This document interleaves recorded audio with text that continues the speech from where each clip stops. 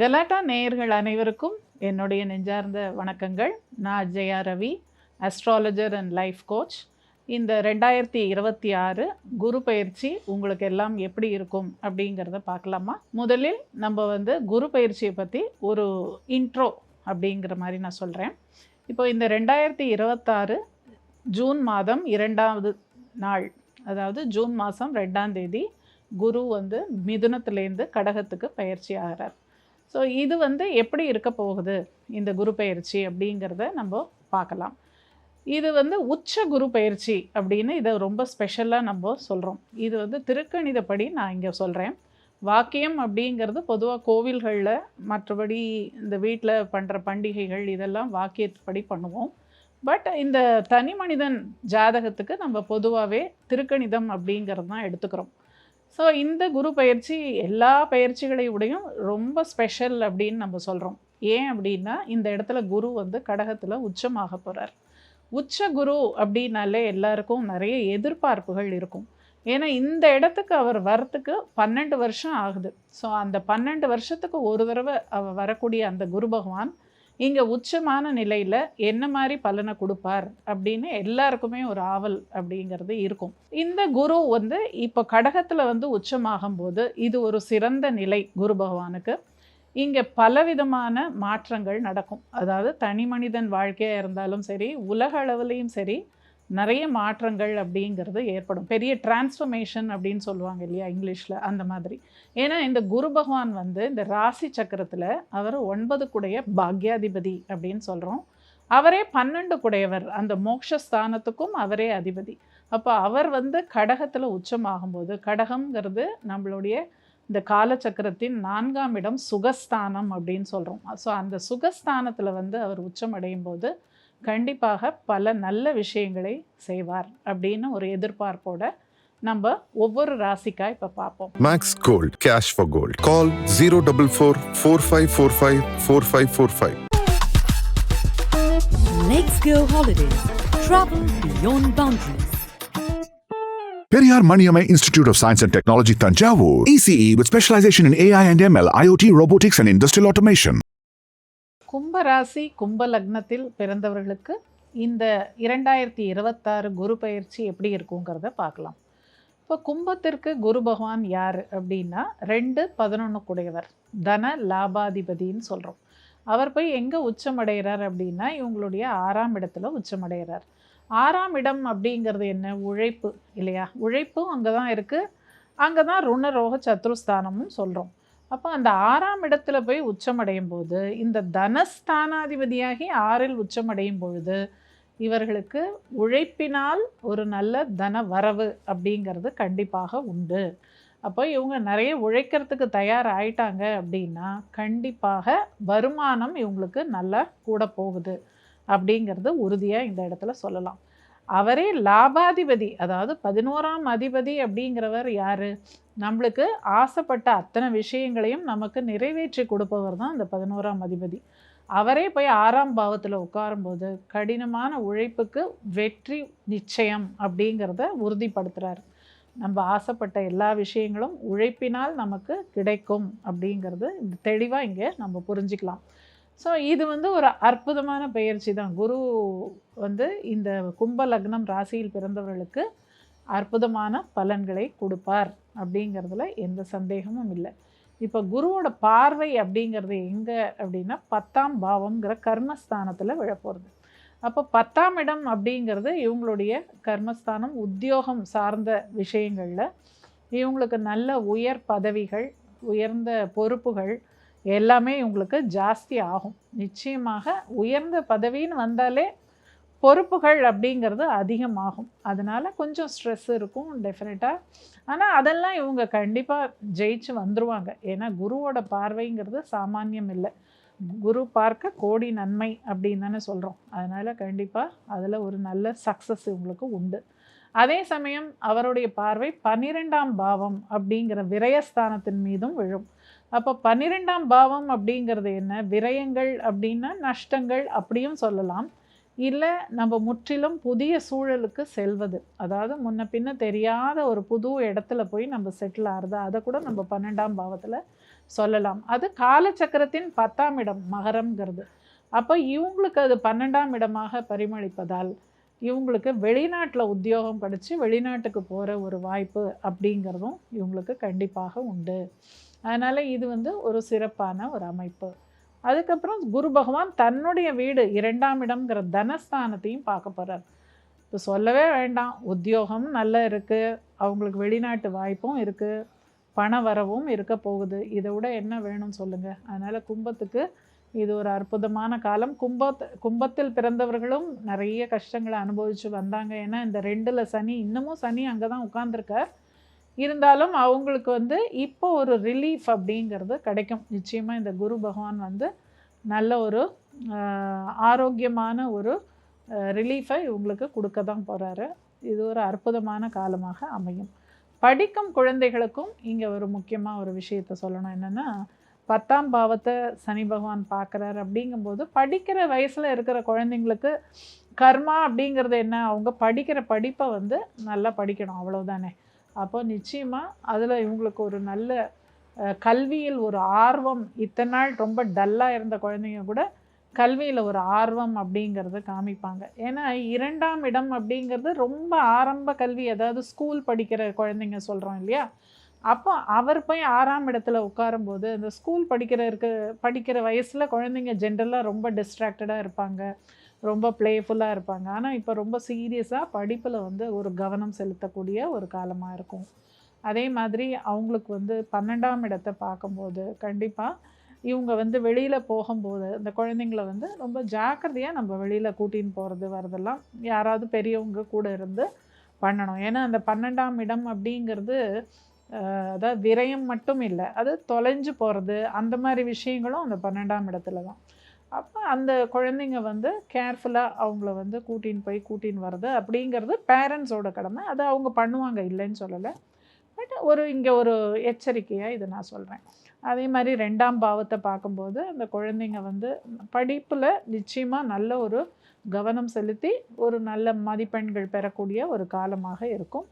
இது ஒரு சிறந்த காலம். கும்பத்தை பொறுத்த மட்டும் இது ஒரு நல்ல சிறந்த காலம் என்றே சொல்ல வேண்டும். கும்பர் லக்னம் ராசியில் பிறந்தவர்களுக்கு லோன் ஏதாவது இவங்க படிக்கிறதுக்காக லோன் அப்ளை பண்ணாங்கன்னா அந்த எஜுகேஷனல் லோன் அப்படிங்கிறது இவங்களுக்கு கிடைக்கும். அதே மாதிரி வெளிநாட்டில் போய் படிக்கணும்னு ஆசைப்படுறவங்களுக்கும் இது ஒரு உகந்த காலமாக இருக்கும். 6ஆம் இடத்தில் வந்து அமரக்கூடிய இந்த குரு பகவான் எந்தெந்த நட்சத்திரத்தில் அவர் சஞ்சாரம் பண்ணுறாருங்கிறதும் நம்ம முக்கியமாக பார்க்கணும் இல்லையா. அப்போ அவர் வந்து தன்னுடைய நட்சத்திரத்திலே சஞ்சாரம் பண்ணும்போது பலன்களை பல மடங்காக கொடுப்பார். அதாவது புனர்பூசத்திலேயே அவர் சஞ்சாரம் செய்யும் பொழுது அடுத்தது அவர் சனியுடைய பூச நட்சத்திரத்தில், அதாவது லக்னாதிபதியுடைய நட்சத்திரத்திலேயே சஞ்சாரம் செய்யும் பொழுது கண்டிப்பாக அவருக்கு ஒரு நல்ல மேன்மையை கொடுப்பார். மேன்மை அப்படின்னா கர்ம மேன்மை, அதாவது இவங்க செய்யக்கூடிய தொழிலோ உத்தியோகமோ அதில் ஒரு மேன்மையான நிலையை கொடுப்பார் அப்படின்னே சொல்லலாம். 6ஆம் இடத்தில் அமர்ந்த குரு அவர் வந்து ஆயில்ய நட்சத்திரம்னு சொல்லக்கூடிய புதனுடைய நட்சத்திரத்தில் சஞ்சாரம் செய்யும் பொழுது புதன் வந்து இவங்களுக்கு யாருன்னா பஞ்சம அட்டமாதிபதி அப்படின்னு சொல்லுவோம். ஸோ 5, 8 இந்த புதனுடைய ஆயில்ய நட்சத்திரத்தில் சஞ்சாரம் செய்யும் பொழுது குரு பகவான் திடீர் பண வரவு, இல்லைன்னா இந்த மாதிரி ஷேர் மார்க்கெட்டு, இல்லை இந்த மாதிரி லாட்ரி வந்து எந்த நாட்டில் இருக்கோ அவங்களுக்கு இது வந்து சூட் ஆகும். எல்லா நாட்டிலையும் லாட்ரி கிடையாது. பட் இந்த மாதிரி திடீர் அதிர்ஷ்டம் அப்படின்னு சொல்கிறாங்க இல்லையா, இது போன்ற விஷயங்கள். இப்போ இந்த குதிரை ரேஸுன்னு சொல்கிறாங்க, கேம்லிங் சொல்கிறாங்க, அப்புறம் வந்து இந்த லாட்ரி, இது மாதிரியான திடீர் அதிர்ஷ்டம், திடீர் பண வரவு அதெல்லாம் உங்களுக்கு கிடைக்கும். ஆனால் இவங்க இன்வெஸ்ட் பண்ணுறது கொஞ்சம் கேர்ஃபுல்லாக பிளான் பண்ணி, அந்த ஷேர்லெல்லாம் இன்வெஸ்ட் பண்ணுறவங்க அந்த ரொம்ப, அதாவது இதை வந்து பக்காவாக ஜோதிடம் தெரிந்தவர்கள் இதை வந்து கரெக்டாக பிளான் பண்ணி பண்ணலாம்.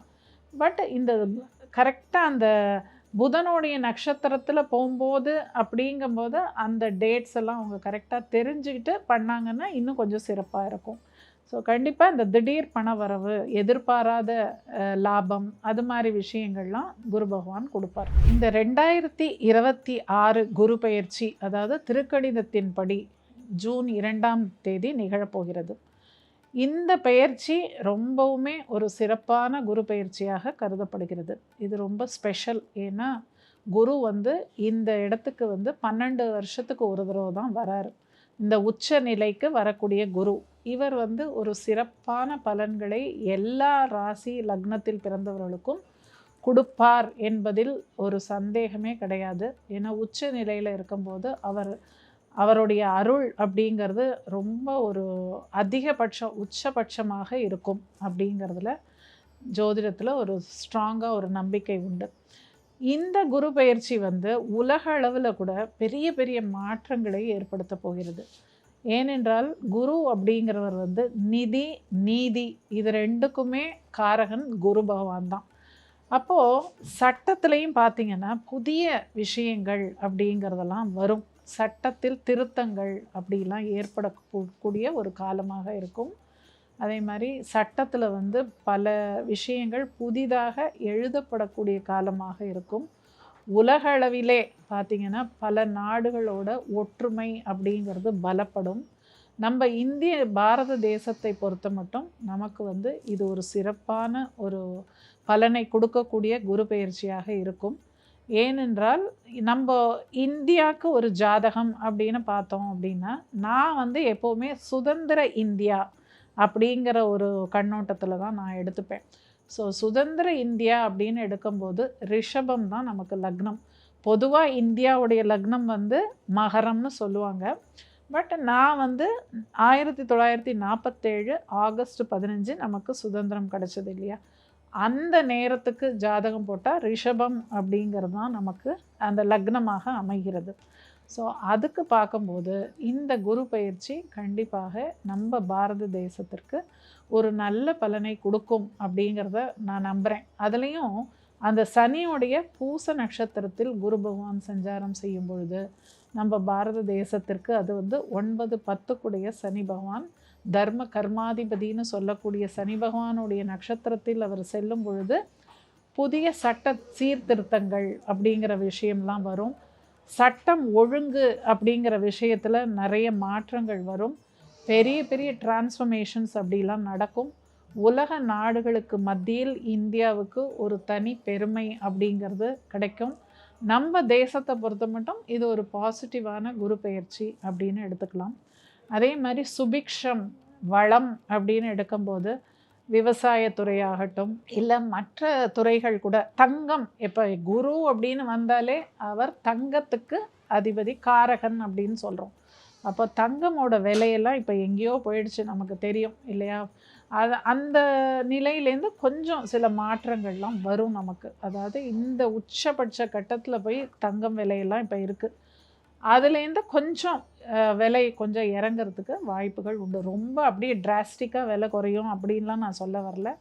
பட் நிச்சயமாக அதில் ஒரு மாற்றம் வரும். அதே மாதிரி தங்கம் மற்றும் அல்லாமல் மற்ற உலோகங்கள் அது மாதிரியான விஷயங்களும் விலை குறைப்பு அந்த மாதிரியான ஒரு விஷயங்களும் நடக்கும். ஸோ மொத்தத்தில் இது வந்து ஒரு சாதகமான குரு பெயர்ச்சியாக அனைவருக்கும் அமையும் அப்படிங்கிறதுல எந்த மாற்று கருத்தும் இல்லை. இப்போ இந்த உச்சமான குரு இந்த கடகத்தில் வந்து அவர் சஞ்சாரம் செய்யும் பொழுது இதை ரொம்ப ஒரு வசதியாக சொல்கிறாங்க. ஏன் அப்படின்னா, இங்கே வந்து குருவை வந்து நம்ம ஜீவகாரகன் அப்படின்னு சொல்கிறோம். எல்லா உயிரினங்களுக்கும் உயிரோட்டம் அப்படிங்கிற விஷயத்தை கொடுக்குறவரே குரு பகவான் தான். அதுலேயும் அந்த பூச நட்சத்திரம் அப்படிங்கிறது ரொம்ப ரொம்ப விசேஷமான ஒரு நட்சத்திரம். அதாவது மகான்கள், பெரிய பெரிய மகான்கள் எல்லாம் பிறந்தது இந்த பூச நட்சத்திரத்தில் தான். அதே மாதிரி பெரிய பெரிய மகான்கள்லாம் ஜீவ சமாதி அடைஞ்ச நட்சத்திரமும் பார்த்திங்கன்னா மோஸ்ட்லி இந்த பூச நட்சத்திரத்தில் தான் ஜீவ சமாதியை ஆயிருப்பாங்க. ஸோ அப்படிப்பட்ட ஒரு பூச நட்சத்திரத்தில் இந்த குரு பகவான் ஒரு சுப கிரகமாகி அவர் சஞ்சாரம் செய்யும் பொழுது இது எல்லாருக்கும் நன்மையை கொடுக்கும் அப்படிங்கிற ஒரு நம்பிக்கையில் சொல்கிறேன். என்னென்னா, மகான்களை போய் தரிசிங்க. எவ்வளோக்கு எவ்வளோ நீங்கள் போய் மகான்களை தரிசிக்கிறீங்களோ அவ்வளோக்கு அவ்வளோ உங்களுக்கு நல்ல விஷயங்கள் நடக்கும். அதே மாதிரி ஜீவ சமாதிகள் அவங்கவுங்க வசிக்கிற ஊரில், நீங்கள் எந்த ஊரில் வேணால் இருக்கலாம், உங்கள் ஊரில் எந்த ஜீவ சமாதி இருக்கோ அந்த மாதிரியான சித்தர்கள் சமாதியை போய் நீங்கள் தரிசிச்சுட்டு வரலாம். அவங்கள்ட்ட போய் பிரார்த்தனை பண்ணலாம், போய் தியானம் பண்ணுங்கள். போய் 10 நிமிஷம் உட்கார்ந்தாலும் தியானம் பண்ணுங்கள். ஆத்மார்த்தமாக அந்த மகான்களோட நீங்கள் வந்து உங்கள் மனசு விட்டு பேசலாம். பேசும்போது அவங்களுக்கெல்லாம் வந்து மரணம் அப்படிங்கிறதே கிடையாது. ஏன்னா இந்த மகான்கள் சித்தர்களுக்கெல்லாம் அவங்களாம் வந்து இம்மார்ட்டல் சோல்ஸ் அப்படின்னு சொல்லுவாங்க. அவங்களுக்கு மரணம் என்பதே கிடையாது.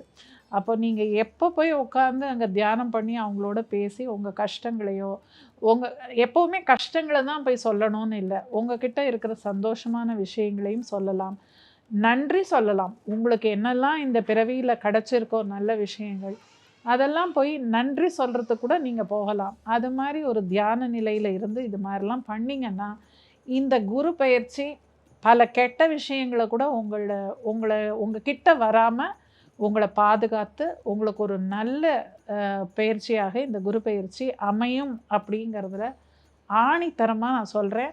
தயவு செஞ்சு எல்லாருமே இதை பண்ணுங்கள். கோவில்களுக்கும் போங்க, நான் வேண்டாம்னு சொல்லலை. கோவில்களுக்கு போகிறத விட இந்த ஜீவ சமாதிகளுக்கு போகும்போது அந்த மகான்கள் எழுந்து வந்து உங்களை ஆசீர்வதிப்பாங்க. அந்த அளவுக்கு இது ஒரு முக்கியமான ஒரு குரு பயிற்சி அப்படிங்கிறத இங்கே வலியுறுத்தி சொல்கிறேன். எல்லோரும் கடைப்பிடியுங்கள், எல்லோரும் இன்புற்று வாழ வேண்டும் என்று வாழ்த்தி வணங்குகிறேன். Max Gold. Cash for gold. Call 044 4545 4545. Let's go holidays. Travel beyond boundaries. Periyar Maniamai Institute of Science and Technology, Tanjavur. ECE with specialization in AI and ML, IoT, robotics, and industrial automation.